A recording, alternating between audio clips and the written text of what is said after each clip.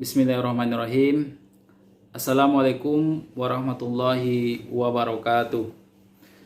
Alhamdulillahi rabbil alamin. Assalatu wassalamu ala asrafil anbiya'i wal mursalin wa ala alihi wa sahbihi rasulillahi ajma'in.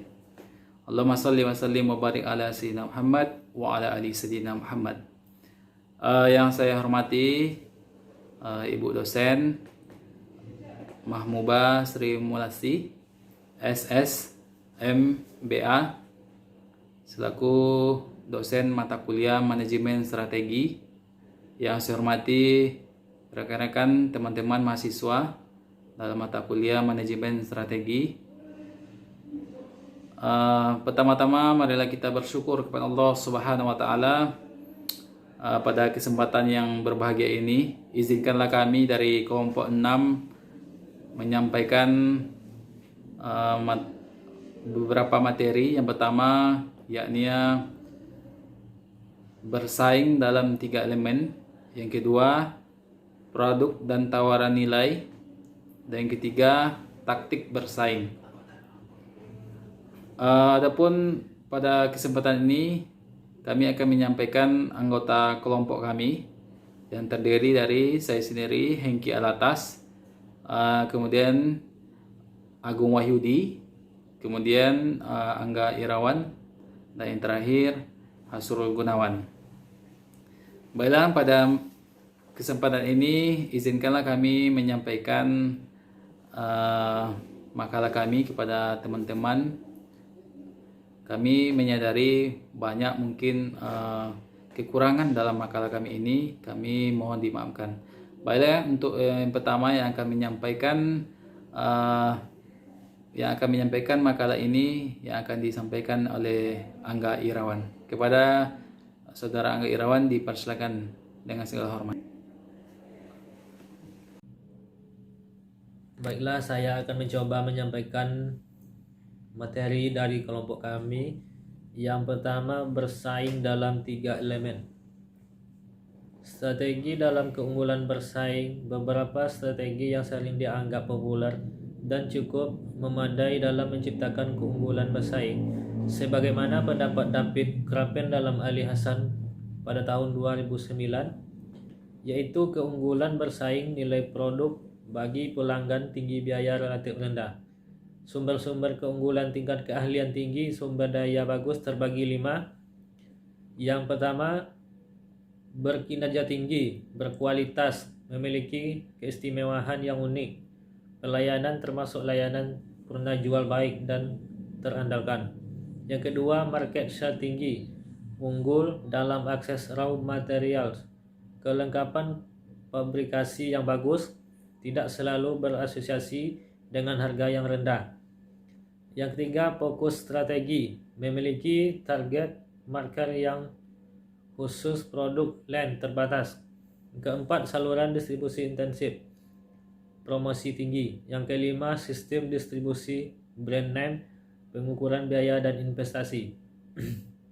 Yang kedua, nilai rantai keunggulan bersaing.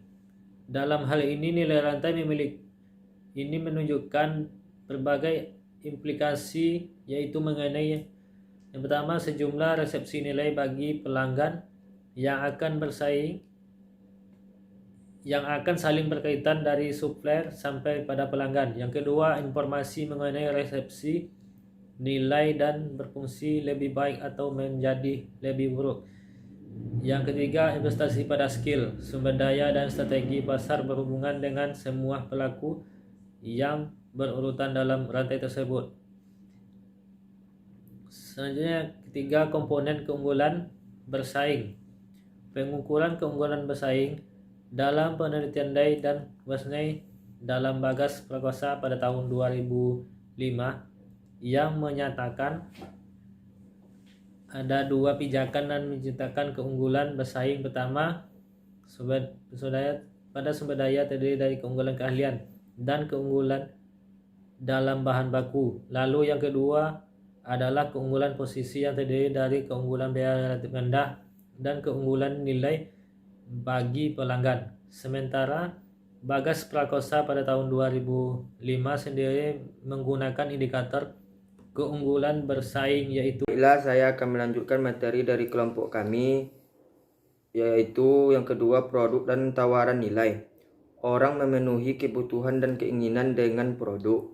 Produk adalah setiap tawaran yang dapat memuaskan kebutuhan atau keinginan.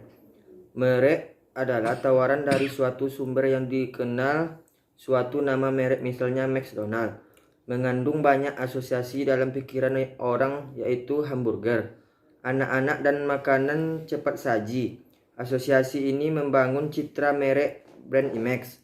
Produk akan sukses jika memberikan nilai dan kepuasan kepada pembeli sasaran. Pembeli di antara tawaran yang berbeda atas dasar yang nama yang dirasa menyajikan sesuatu yang paling bernilai. Nilai adalah rasio antara apa yang diperoleh konsumen dengan apa yang diberikan. Konsumen memperoleh manfaat dan menanggung biayanya. Manfaat termasuk manfaat fungsional dan manfaat emosional. Biaya termasuk pengorbanan uang, waktu, energi, dan psikis. Kepuasan akan dirasakan oleh konsumen apabila persepsi kinerja produk atau jasa yang diterima dari pembelian produk atau jasa dirasakan sama atau lebih besar dibandingkan dengan harapannya. Yaitu pembacaan yang selanjutnya Saudara Agung, dipersilakan kepada Saudara Agung. Terima kasih kepada Saudara Asrul telah memberikan saya kesempatan untuk melanjutkan materi kami, yaitu yang ketiga, taktik bersaing. Taktik adalah sebuah rencana operasional khusus yang menjelaskan bagaimana, kapan, dari di mana sebuah strategi diimplementasi. Dibanding strategi, taktik bersifat lebih sempit lingkupnya dan lebih pendek jangka waktunya. Oleh karena itu, dipandang sebagai hubungan antara perumusan dan implementasi strategi. Beberapa taktik yang tersedia untuk melaksanakan strategi bersaing adalah taktik yang berkaitan dengan waktu, kapan, dan lokasi pasar atau di mana. Taktik waktu yaitu perusahaan pertama yang membuat dan menjual sebuah produk atau jasa baru disebut penggerak pertama, karena perusahaan tersebut adalah pemrakarsa, maka ia memiliki beberapa keunggulan di pasar. Menurut Porter, keunggulan penggerak pertama adalah pada peran waktu dalam peningkatan posisi perusahaan sebagai ganti dari sumber keunggulan biaya atau diferensiasi yang dapat dipertahankan. Dalam istilah umum, penggerak pertama mendapatkan peluang untuk menentukan aturan-aturan bersaing di dalam berbagai bidang. Penelitian menunjukkan bahwa penggerak pertama tidak hanya cenderung mendapatkan bangsa pasar yang tinggi daripada pendatang lain, tetapi juga cenderung menikmati keunggulan laba jangka panjang daripada pesaingnya. Hasil yang tinggi ini umumnya dibutuhkan untuk mengganti prakasanya yang menanam investasi besar dalam merancang produk dan mengembangkan pasar.